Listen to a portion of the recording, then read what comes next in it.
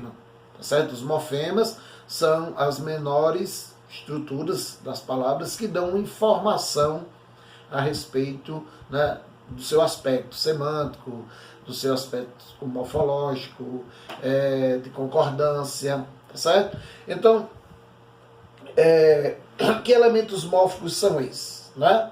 Então, a palavra vai ser dividida em 5 elementos básicos, elementos mórficos. O primeiro deles nós vamos chamar de radical, tá certo? O radical é o principal elemento mórfico da palavra. Esse radical é quem vai dar a informação sobre a palavra, a identidade da palavra. Que palavra você vai formar, tá certo? Então, se eu pegar, por exemplo, um M e um A, ainda tiver mais um elemento para a gente colocar, aí você não vai saber que palavra a gente vai formar. Pode ser mal, pode ser mal com U ou mal com L. Pode ser mas, pode ser mãe. Então, enquanto eu não tiver certeza de que palavra eu vou formar, eu não terei o radical, certo? Vale salientar que às vezes o radical é a própria palavra, né? Quando você diz mal, com L, por exemplo, é o radical é a própria palavra. Quando eu digo mar, tá certo? Se eu tirar o R daí, não vai ter sentido. Então, algumas palavras elas são compostas, formadas apenas pelo radical, outras não, né? Se eu pegar, por exemplo, um A, um L, um U e um N, aluno, até o N, você vai saber que palavra eu vou formar. Formar a palavra aluno, muito embora eu não tenha formado ainda. Então, até chegar o N, eu já tenho a noção de que palavra eu vou formar, tá certo? Então, quando você tem essa base, quando você tem essa noção de que palavra vai aparecer, vai surgir, vai ser formada, você vai chamar esse elemento mórfico de radical, tá certo? Como nem sempre os radicais vão ser suficientes para formar as palavras, então nós vamos precisar acrescentar, tá certo, alguns elementos mórficos, outros elementos mórficos ao radical. E um deles, né, nós vamos chamar de vogal temática. Então, existem as vogais temáticas nominais, na formação dos nomes, e existem as vogais temáticas verbais, na formação do verbo. As vogais temáticas nominais são o A, o E e o O. Quando é que o A, o E e o O são vogais temáticas? Quando eles não dão informação sobre o gênero da palavra. Então, vamos dar um exemplo. Quando eu digo mapa, a palavra mapa é masculina ou feminina? Aí você vai dizer, é uma palavra masculina. E como é que eu sei? Por causa de um determinante, por causa de uma outra palavra que eu vou acrescentar. Na palavra mapa não tem nenhum indicador do gênero dessa palavra. Diferentemente se eu disser menina, a palavra menina é masculina ou feminina? Aí você vai dizer, é uma palavra feminina. Por quê? Porque terminou em A.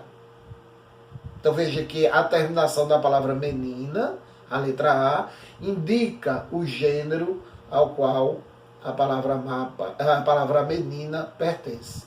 Já o A de mapa não dá essa informação.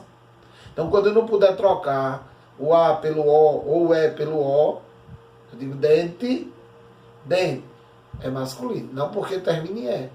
Diferentemente se você é mestre, masculino. Por quê? Porque eu posso trocar o E final pelo A, mestra.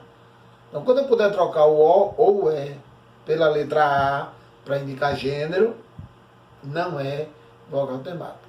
Tá certo? Então, digo mapa, dente, né? Carro. Você não diz carra, por exemplo, você não diz denta e você não diz mapo. Quando eu não puder tirar essa vogal, não puder, né, permutá-la pela outra, nós teremos aí as vogais temáticas, as chamadas vogais temáticas nominais, ok? As vogais temáticas verbais, elas vão ter duas finalidades. A primeira delas, indicar o grupo ao qual o verbo pertence, tá certo? O grupo ou a conjugação do verbo, tanto faz. Então, a vogal temática A vai indicar que o verbo pertence à primeira conjugação ou primeiro grupo. A vogal temática E, segundo. E a vogal temática I, terceiro grupo. São os 3 grupos verbais, tá certo? Normalmente a gente aprende lá e diz assim, quando é que o verbo é de primeira conjugação?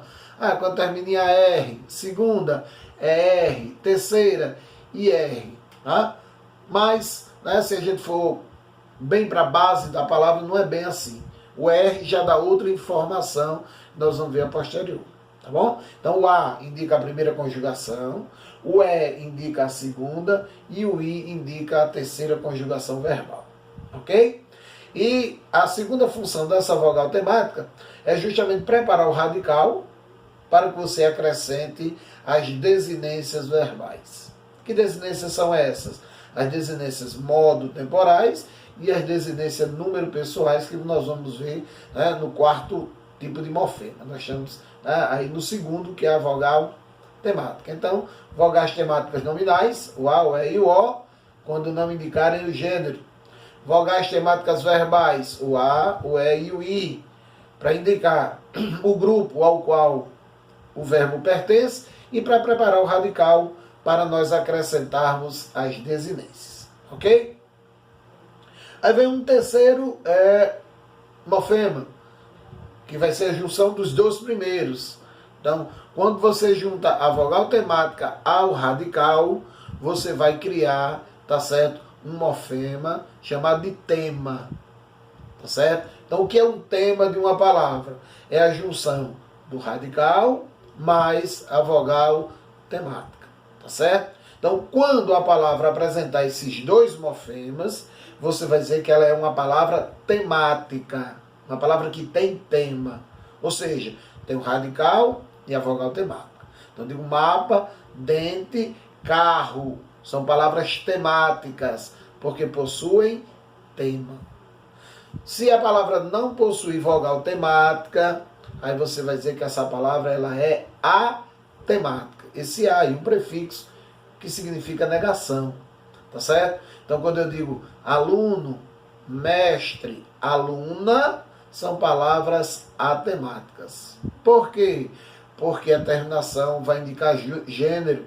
Aluno, aluna, mestre, mestra. E quando eu posso trocar o O ou o E pelo A, aí você tem desinências e não vogais temáticas. Portanto, quando a palavra possui o tema, você vai chamá-la de palavras temáticas. Quando elas não possuírem tema, você vai chamá-la de palavras atemáticas. Ok?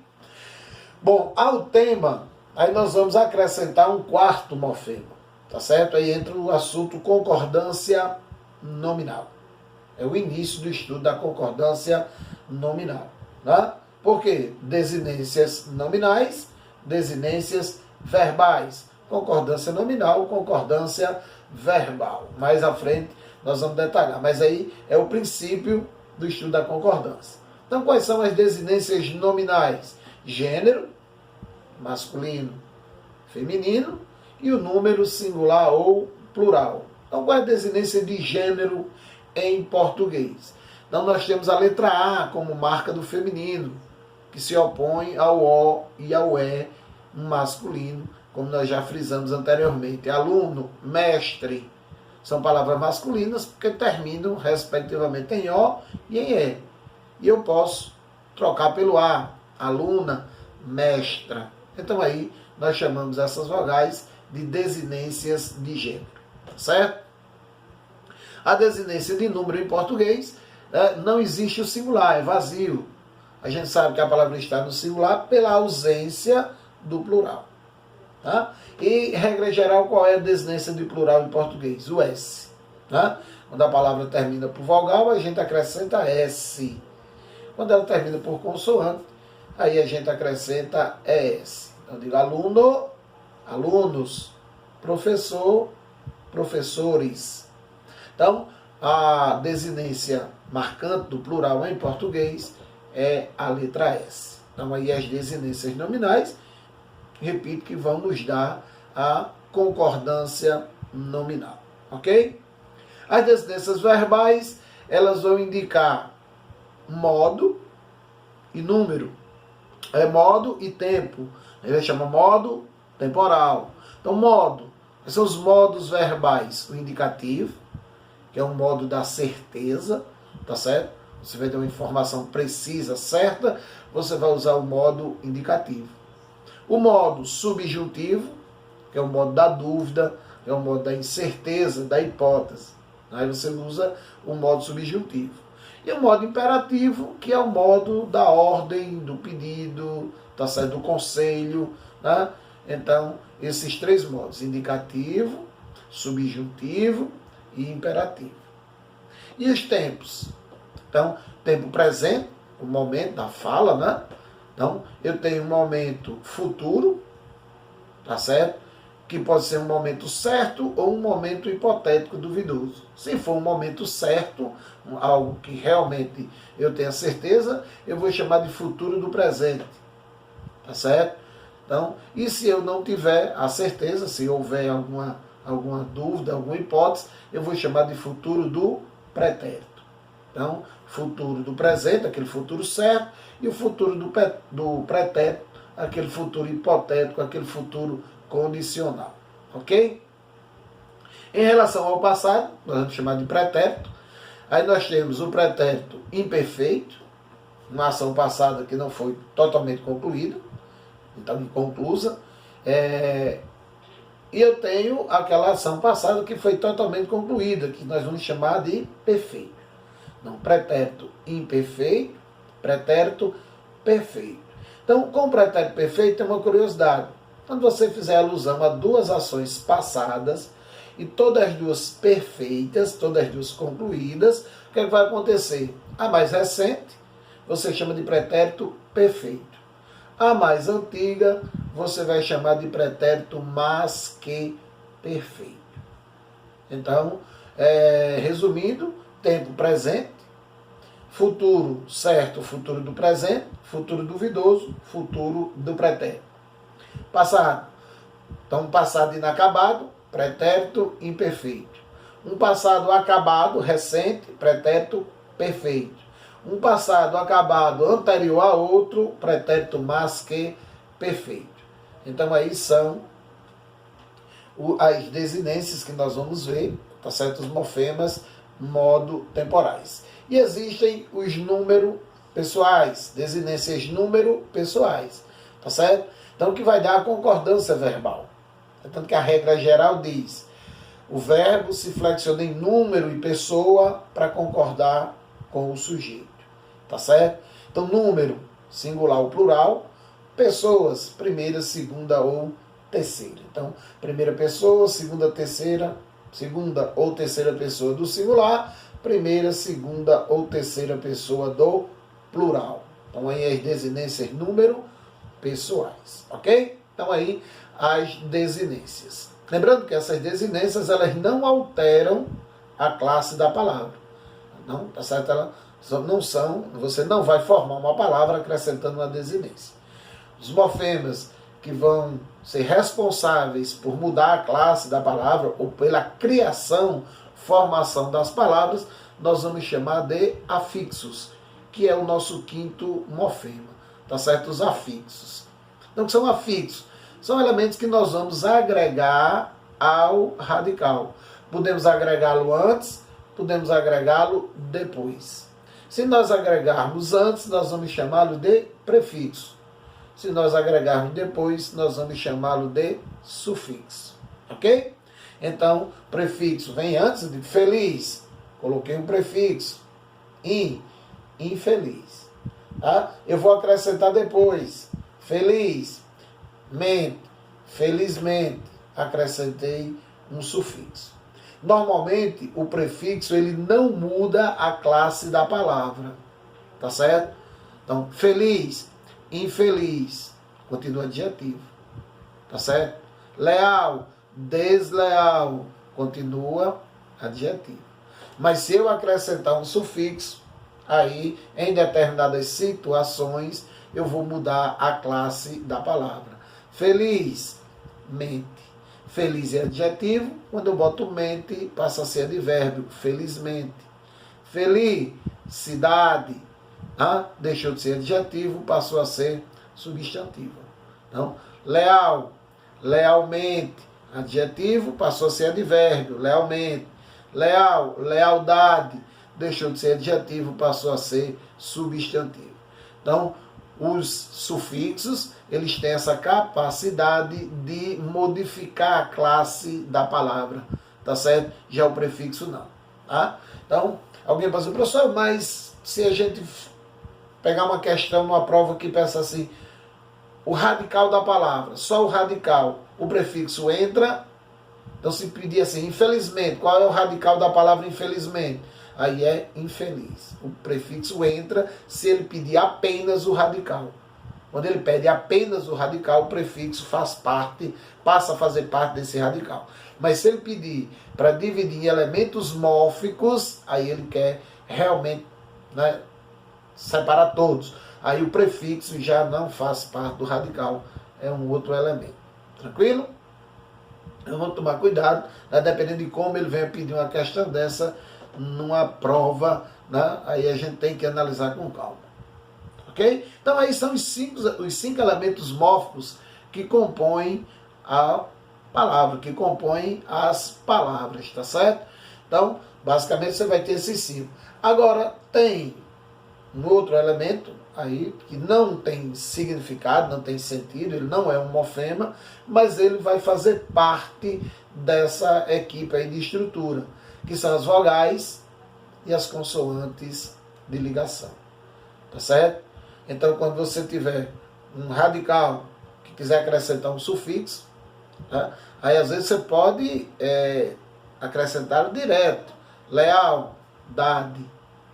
Lealdade. Tá certo?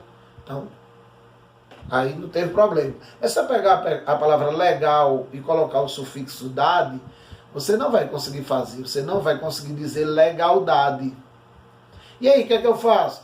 Eu vou precisar de um elemento de ligação. Aí quem vai ser o elemento de ligação aí? O I. Legalidade. Olha aí. Tá certo? Então, o sufixo dade aí veio, né? Para se juntar a palavra legal, precisou desse elemento de ligação dessa vogal. Em outras situações são consoantes, né? Então você tem a palavra chá, e você tem o sufixo eira. Você vai dizer chaeira. Você vai botar um L aí para dizer chaleira. Tá certo? Ó. Então, não é chaeira, não é chaleira. O L aí é um elemento de ligação, não é? Então, você pode parar e dizer assim, mas posso utilizar os dois? É possível utilizar os dois, a vogal e a consoante de ligação? Sim, sem problema algum. Lobo mais homem. Aí não dá para você botar lobomem aí, ó. Aí o que é que eu faço? Vou colocar um I e um S. Lobisomem. Então na palavra lobisomem, o que é que nós vamos encontrar? O I e o S como elementos de ligação. Tá? Aí vale salientar uma dica do sufixo isar. Tá certo? Normalmente esse sufixo isar, formador de verbo, ele só se escreve com Z. Isar com Z. Né? Então você tem a palavra legal, aí vai formar o verbo, vai botar o A e o R. O A vogal temática, o R desinência. Não dá para formar legalar. Então eu vou botar o I e o Z. E legalizar. Tá certo? Moderno, modernar, não, modernizar. Quando eu for colocar esse sufixo isar, ele vai ser escrito com Z. Ok? Então, aí os elementos que estruturam as palavras, né, que vão estruturar as palavras. São os elementos mórficos daí. Tá certo? Aí fica para nosso próximo encontro, tá certo? A correção dos exercícios desse capítulo. Vou passar o dever para vocês fazerem, né? E na live que nós vamos criar, aí a gente corrige os exercícios, né, da página 8, 9, 10 e 11. 8, 9, 10 e 11, nós vamos fazer a correção desse exercício, ok? Então, até o nosso próximo encontro.